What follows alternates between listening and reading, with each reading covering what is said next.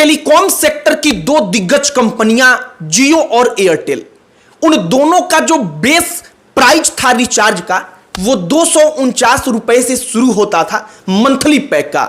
लेकिन अब 249 रुपए वाले उस रिचार्ज को खत्म कर दिया गया।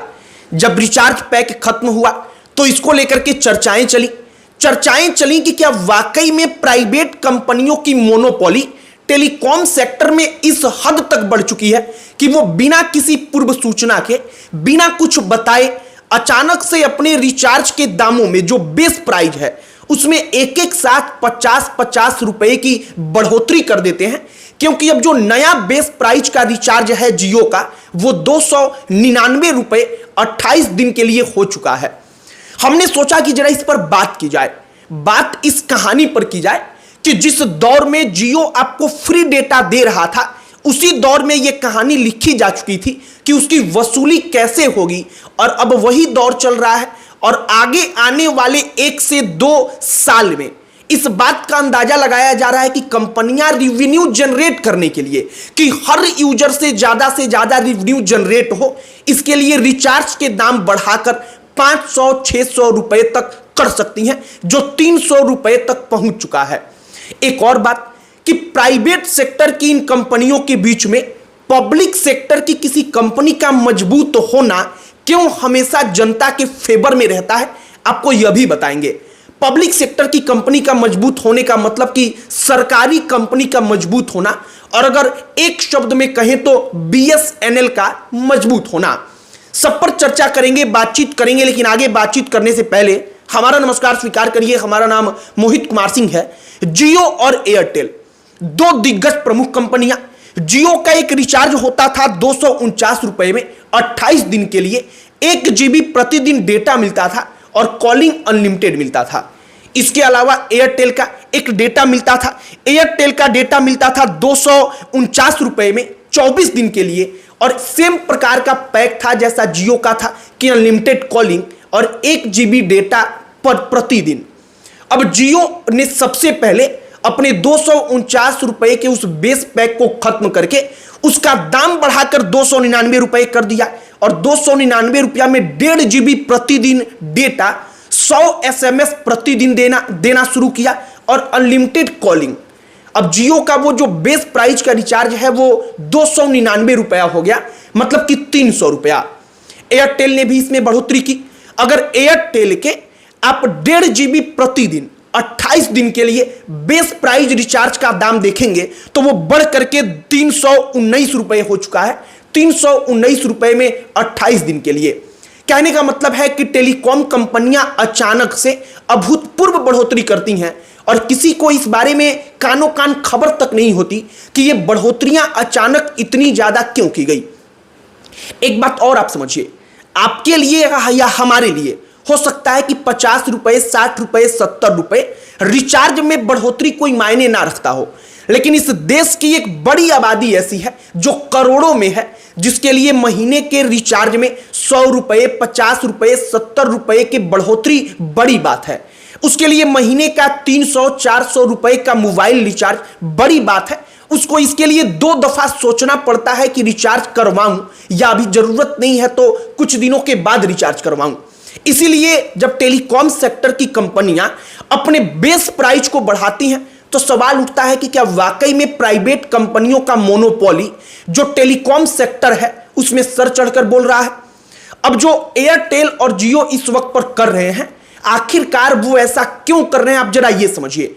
जिस दौर में फ्री डेटा आपको, हमको, सबको बांटा जा रहा था, जिस वक्त पर हमें पता ही नहीं था कि डेटा पैक का हम करेंगे क्या, उस वक्त पर हमको बताया गया कि कैसे डेटा पैक का उपयोग करेंगे, गांव गांव तक डेटा पहुंचा। उस दौर में ही टेलीकॉम कंपनियों ने पूरा का पूरा मॉडल तैयार कर लिया था। मॉडल इस बात का कि इस वक्त पर हम इन्वेस्ट करेंगे, अपना मुनाफा कम से कम रखेंगे, लेकिन जब समय आगे आएगा, आज से 5 साल 6 साल बाद, जब लोगों तक इंटरनेट पहुंच जाएगा, लोग इंटरनेट पर आश्रित हो जाएंगे, उस वक्त पर हम अपने रेवेन्यू को मेकअप करेंगे।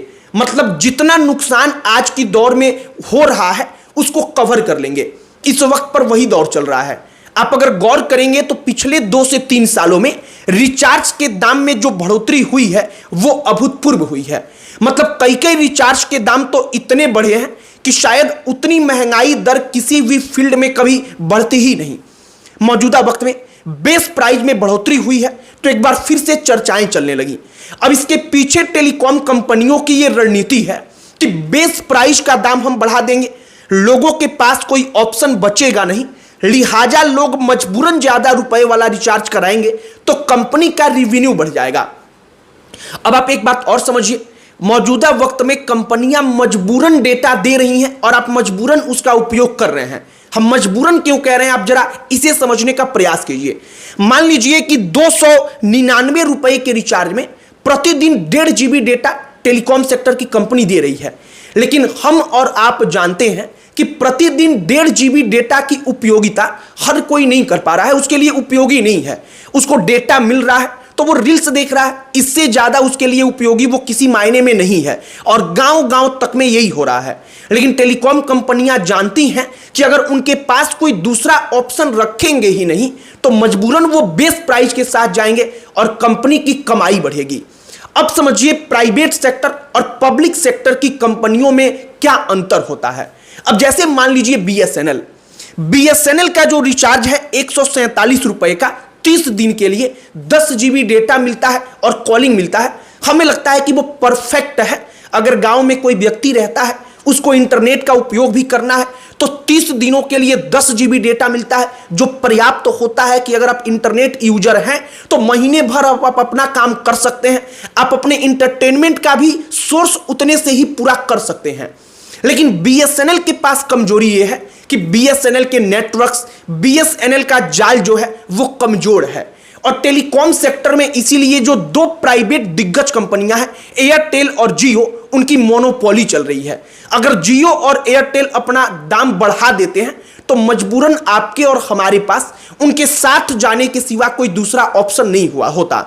वोडाफोन और आइडिया जो अब वीआई बन चुके हैं, वीआई तीसरा ऑप्शन है, लेकिन यह भी सच बात है कि वीआई का नेटवर्क एयरटेल और जियो की तुलना में इतना मजबूत नहीं है, और वीआई भी एयरटेल और जियो की तुलना में ज्यादा सस्ता नहीं है। वीआई भी बेस प्राइस से का जो रिचार्ज है और वीआई भी जिन रिचार्ज का दाम वसूल रहा है वो लगभग इतने के ही बराबर है।